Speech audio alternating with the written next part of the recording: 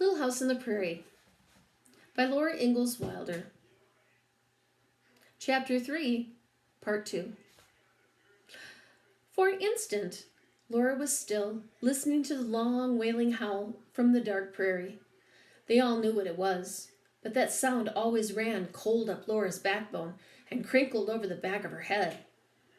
Ma shook the dishcloth, and then she walked into the dark and spread the cloth on the tall grass to dry.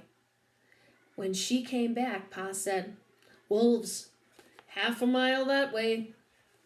"Well, when there's deer, there will be wolves. I wish—" He didn't say that what he wished, but Laura knew. He wished Jack were there. When wolves howled in the big woods, Laura had always known that Jack would not let them hurt her. A lump swelled hard in her throat, and her nose smarted. She winked fast and did not cry. That wolf, or perhaps another wolf, howled again. "Bedtime for little girls," Ma said cheerfully. Mary got up and turned around so that Ma could unbutton her. But Laura jumped up and stood up. She saw something. Deep in the dark, beyond the firelight, 2 green lights were shining near the ground. They were eyes. Cold ran up Laura's backbone. Her scalp crinkled, her hair stood up.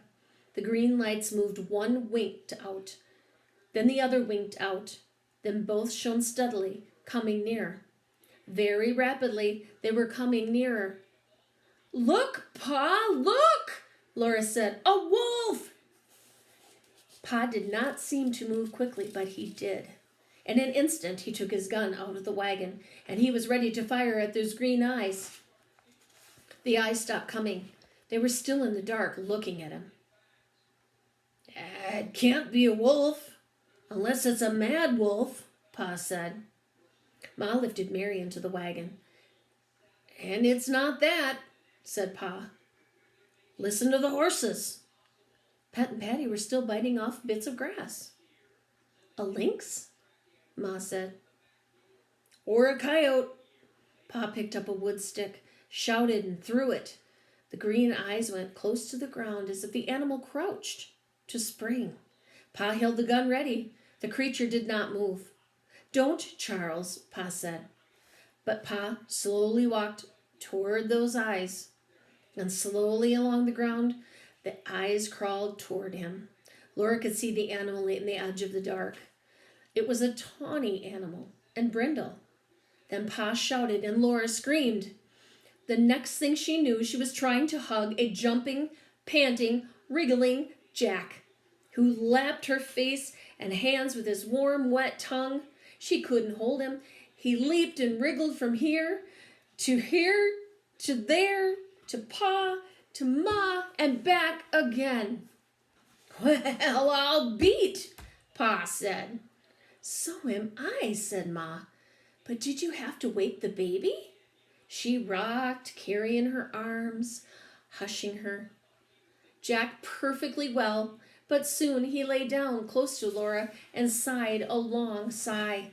His eyes were red with tiredness, and all the under part of him was caked with mud.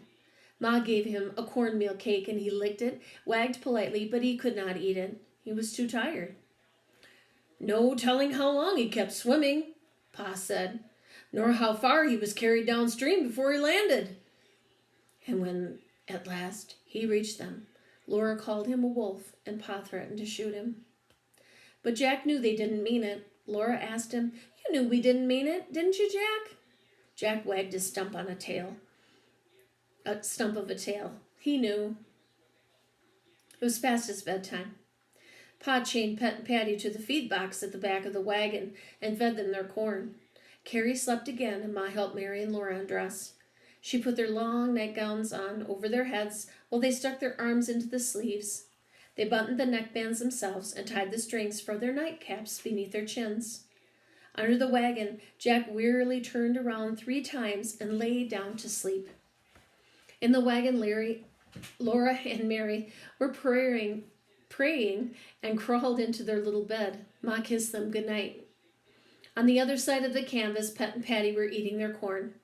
When Patty whooshed into their feed box, The whoosh was right at Laura's ear. There were little scurrying sounds in the grass.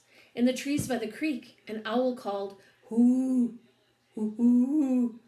Farther away, another owl answered, "Ooh, ooh, ooh." Far away on the prairie, the wolves howled, and under the wagon, Jack growled low in his chest. In the wagon, everything was safe and snug. Thickly in front of the open wagon top hung the large, glittering stars. Pa could reach them, Laura thought. She wished she would pick up the largest one of the thread on which it hung from the sky and give it to her. She was wide awake. She wasn't sleepy at all. But suddenly she was very much surprised. The large star winked at her. Then she was waking up next morning.